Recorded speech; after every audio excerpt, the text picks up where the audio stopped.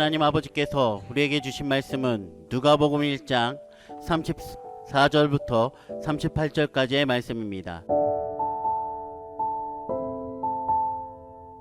마리아가 천사에게 말하되 나는 사내를 알지 못하니 어찌 이 일이 있으리이까. 천사가 대답하여 가로되 성령이 내게 임하시고 지극히 높으신 이의 능력이 너를 덮으시리니 이러므로 나실 바 거룩한 자는 하나님의 아들이라 일컬으리라.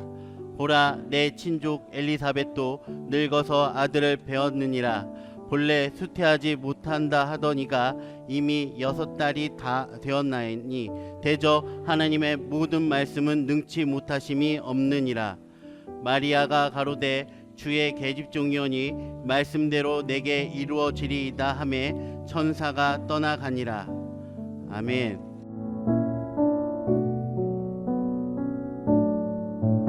할렐루야. 메리 크리스마스. 자, 예수님께서 사람의 몸을 입고 우리를 구원하시고자 이 세상에 오셨습니다. 나와 아무런 상관이 없다면 우리가 기뻐할 일이 없지요. 성탄절이 되면은 다들 즐거워하고 기뻐하는데 사람들마다 그 이유가 여러 가지가 있을 것입니다. 선물을 받으니까, 아니면은 친구들과 어울려서 재밌게 노니까, 아니면 연인을 만나서 좋은 시간을 보내니까, 아니면은 그냥 하루 푹 쉬니까. 뭐가 즐거운 일일까요? 예수님이 바로 나를 구원하시기 위하여 사람의 몸을 입고 이 세상에 오셨기 때문에 우리가 감사하고 즐거워하는 줄로 믿습니다. 나와 상관이 없다면 즐거워할 이유가 없는 것이죠. 괜히 좋아하겠습니까? 예수님이 나를 위해서 오셨기 때문에 감사하고 즐거운 것이죠. 근데 우리가 성탄절이 되면은, 또 어제 저녁에는 성탄절이 되면은 어느 마을을 가장 많이 생각하느냐? 베들레헴이라고 그랬죠. 세계의 이목이 베들레헴으로 집중이 되는 것입니다. 그런데 또 사람이 있습니다. 성탄절이 되면은 어떤 사람에게 세계 사람들의 마음이 집중이 되는가? 모든 사람의 마음이 누구에게로 집중이 되는가? 바로 마리아입니다. 왜 마리아인가? 여기 성경에서 보면은, 자, 마리아가 요셉이라는 사람과 이미 정혼을 하였습니다. 정혼을 하였다고 하는 것은 약혼을 했다는 말이나 마찬가지죠. 약혼을 했지만은 이 정혼이라고 하는 것은 이미 남편이 되었다, 아내가 되었다, 이렇게 인정을 하는 것입니다. 그러니까 남편이라고도 하고 아내라고 말하는 것이죠. 그러나 아직 동침한 적은 없습니다. 함께 사는 것은 아니지요. 그런데 여기 마리아에게, 그래서 마리아는 정혼은 하였지만은 아직은 처녀라고 말씀하고 있는 것입니다. 이게 처녀 마리아에게 갑자기 천사가 나타나서 내가 아들을 낳으리니 그 이름을 예수라 하라, 이렇게 말씀을 하시는 거예요. 마리아가 깜짝 놀랐습니다. 아니, 저는 사내를 알지 못하는데, 아직 남자와 동침한 적이 없는데, 결혼도 안 했고, 제가 무슨 아들을 낳는다는 것입니까? 이게 무슨 말입니까 도대체? 놀라가지고 물어보니까 천사가 말을 합니다. 성령이 너에게 임하실 것이요 지극히 높으신 이의 능력이 너를 덮으리니 너에게서 아들이 태어나리라. 이렇게 말씀을 하는 거예요. 이게 무슨 말인가? 다 이해가 되는 것은 아니지만은 아무튼 이건 뭐냐, 한마디로 말해서 하나님의 능력으로 아들을 낳게 된다는 것이죠. 아직 결혼 안 했지만은, 남자와 동침한 적 없지만은, 하나님의 그 초자연적인 능력으로 말미암아 아들을 낳게 된다. 그냥 이런 말씀으로 알아들었던 것입니다. 여기 말씀하시기를 대저 하나님의 모든 말씀은 능치 못할 일이 없느니라. 37절에서 이렇게 말씀을 하니까 여기 38절에서 마리아가 이렇게 말합니다. 주의 계집종이오니 말씀대로 이루어지이다. 말씀대로 이루어지이다. 말씀대로 이루어지기를 원합니다. 그런 말씀이죠. 그러면서 여기서 무슨 말씀도 들었는고 하니, 너희 친족 엘리사벳도 수태하지 못하던 사람이었지만은 지금 잉태해가지고 이미 6개월이 되었느니라. 이렇게 말씀을 하는 거예요. 그러니까 엘리사벳이 누구인고 하니 마리아의 이종사촌 언니입니다. 이종사촌 언니예요. 근데 나이가 많이 들도록 아기를 낳지 못했습니다. 그의 남편은 제사장 사가랴인데 아기를 못 낳았어요. 아직까지 아기를 낳지 못하고 있다가 나이가 많이 들었는데, 다 포기했었는데 갑자기 여기도 천사가 나타나서 아들을 낳을 것이라고 그랬어요. 그 아들이 누구냐? 바로 우리가 잘 알고 있는 침례 요한인 것입니다. 요한, 예수님보다 6개월 먼저 태어나가지고 예수님의 길을 예비하는 하나님의 종 선지자 침례 요한이 이 엘리사벳에게서 태어났던 것입니다. 그런데 마리아가 이렇게 천사로부터 아들을 낳을 것이라 그 이름을 예수라 하라, 이 말씀을 듣고 나서 얼마나 마음이 기뻤는지, 참 이게 참 기뻤다고 하는 게 이해가 안 가지요? 왜 기뻤느냐? 마리아가 하나님 말씀에 순종하였기 때문에. 이 순종이 어려웠을까요? 쉬웠을까요? 정말 어려웠을 것입니다. 받아들이기 어렵고 순종하기 어려웠을 것입니다. 왜냐하면 아직 결혼도 안 한 처녀에게 아들을 낳으라. 아무리 그 아들이 하나님의 아들이고 구세주이시고 예수님이라 할지라도 결혼도 안 한 처녀에게 아들을 낳으라? 이거 받아들이기 쉬웠을까요? 순종하기가 쉬웠을까요? 아주 어려웠을 것입니다. 정말 어려웠을 것입니다. 아니, 나는 못해요 그랬을 거예요. 웬만한 사람은 나 못해요, 나는 그거 못하게. 아니, 결혼도 안 한 처녀한테 아들을 낳으라니, 이 무슨 말씀을 그렇게 하십니까? 나는 그렇게 못하겠어요. 더군다나 그 당시에는 이런 풍습이 있었습니다. 결혼 안 한 여자가요, 아기를 낳잖아요, 돌로 때려 죽였어요. 남편이 아닌 다른 남자와의 사이에서 아들을 낳았다 그러면요, 때려 죽였어요. 돌로 쳐 죽였어요. 죽는 겁니다, 이건. 그러니 얼마나 두려운 일입니까? 또 우리 남편은 지금 정혼한 남편, 남자 요셉은 나를 어찌 생각할까? 자기하고 동침도 한 적이 없는데 갑자기 내 몸에서 아이가 생긴다? 그리고 아들을 낳는다? 이거 어떻게 생각할 것인가? 얼마나 오해할 것인가? 나를 어찌 생각할 것인가? 이런 거 생각하면 얼마나 받아들이기가 어렵고, 얼마나 마음 찝찝하고, 얼마나 순종하기가 어려웠을까 우리가 생각을 해봅니다. 그런데 마리아는요, 순종을 했습니다. 왜냐하면 하나님의 말씀이기 때문에. 천사가 와서 전한 것은 하나님의 말씀이기 때문에. 너에게 성령이 임할 것이요 지극히 높으신 이의 능력이 너를 둘러 덮으리니 너에게서 낳을 아이는 하나님의 아들이라. 그 이름을 예수라 하라. 지극히 큰 자가 되리라.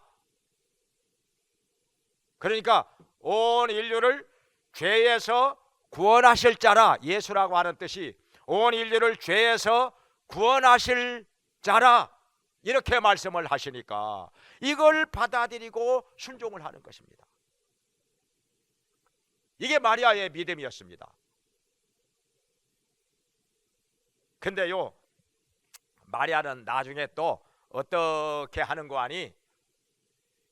예수님과 함께 가나 혼인잔치에 갔을 때에도 포도주가 떨어졌어요. 결혼잔치인데 포도주가 떨어졌어요. 예수님, 포도주가 떨어졌나이다. 이렇게 말하니까 여자여 나와 무슨 상관이 있나이까? 아직 내 때가 이르지 아니하였나이다. 예수님께서 이렇게 말씀을 하시는 거예요. 이건 그러니까 예수님께서 알아서 할 일이라 이 말이죠. 마리아가 이래라 저래라 할 일이 아니라는 거예요. 그러고 나서 마리아가 이렇게 말합니다. 그 집의 하인들에게 예수님께서 너희에게 무엇을 명령하시든지 그대로 순종하라. 그대로 순종하라. 순종을 가르쳐 줍니다. 무엇을 말씀하시든지 너희에게 무엇을 명하시든지 그대로 순종하라. 그러니까 마리아는 순종을 아는 사람이었습니다. 그러니까 하인들이 마리아가 시키는 대로 예수님이 말씀하시는 대로 돌 항아리에 물을 가득 채워라. 6개에다가 가득 채워라. 그리고 연회장에게 갖다 주어라. 그러니까 갖다 줘. 갖다 주는 동안에 포도주가 됩니다. 물이 포도주로 변합니다. 깜짝 놀랍니다. 아니 이 집이 포도주가 떨어진 거 다 알고 있는데 어떻게 갑자기 이런 맛있는 포도주가 나왔느냐? 이거 이해가 안 되는 거죠. 포도주가 그냥 갑자기 그냥 뭐 1시간 만에 만들어 낼 수가 있는 거 아니지 않습니까? 물을 담아 가지고 연회장에게 갖다 주는데 갖다 주는 동안에 포도주가 된 거예요. 이 놀라운 기적을 모르는 사람들이야 아이 뭐 어디서 그냥 포도주 사왔겠지 뭐 했겠지만은 포도주 떨어진 거 다 알아. 갑자기 만들 수 없다는 것도 다 알아. 그런데 분명히 돌 항아리에다가 물 담는 거 봤어. 물을 담는 거 봤어요. 그런데 갖다 주는 동안에 포도주가 되었어요. 이 사실을 아는 사람들은 그때부터 예수님이 하나님의 아들이신 것을 믿더라. 이렇게 말씀하십니다. 모르는 사람들은 잘 모르니까 뭐 포도주를 어디서 가져왔든지 사왔든지 이렇게 생각할 수도 있겠지만은 분명히 돌 항아리에다가 물을 가득 담아 가지고 이 물을 연회장에게 갖다 주었는데 갖다 주는 동안에 포도주가 되었더라. 그 물을 갖다 주는 하인들은 누구보다 잘 알죠. 또 그 자리에 함께 있었던 예수님의 제자들도 다 봤죠. 그때부터 예수님이 하나님의 아들이신 것을 믿더라 하는 것입니다. 그러니까 하나님의 기적은요 순종할 때 일어납니다. 순종할 때 일어나요. 근데 순종도 아무나 할 수 있는 그런 순종이 아니라 그러면 뭐 기적이 아무에게나 다 일어나겠지요. 하나님의 능력이 누구에게나 다 나타나겠지요. 근데 순종이 아무라도 쉽게 할 수 없는 순종, 정말 곤란하고 난처하고 고통스럽고 정말 순종하기 어려운 일에 순종을 하였을 때 그때 기적이 나타납니다. 그때 기적이 나타나요. 하나님의 놀라운 능력이 그때 나타납니다. 그러니까 마리아가 여기 순종하는 거, 처녀한테, 결혼도 안 한 처녀한테 아들을 낳으라, 그 이름을 예수라 하라. 이거 정말 받아들이기 어려운 순종이었습니다. 그런데 마리아는 하나님의 말씀이기 때문에 순종을 합니다. 그래가지고 예수님을 낳게 됩니다. 체험을 했죠. 분명히 체험을 했죠. 그리고 요셉도 그렇습니다. 정혼한 요셉도 천사가 나타나서 너희 아내 마리아 데려오기를 두려워하지 말라. 그에게서 잉태된 자는 성령으로 말미암아 잉태된 자요, 그 이름을 예수라 하라. 이는 자기 백성을 저희 죄에서 구원할 자라. 이렇게 말씀을 합니다. 그러니까 요셉도 천사의 전하는 말씀을 듣고서 순종합니다. 그래가지고 마리아를 받아들입니다. 그러나 아들을 낳을 때까지 동침하지 않았더라. 이렇게 말씀을 합니다. 그러니까 이것이 거짓말이었다면은 마리아부터 예수님 안 믿겠지요. 요셉도 예수님 안 믿겠지요. 누구보다 잘 알잖아요. 이게 거짓말을 하면은. 마리아와 요셉이 서로 동침해가지고 아들을 낳은 거라면은 이 자기들이 더 잘 알잖아요. 그럼 예수님 믿겠습니까?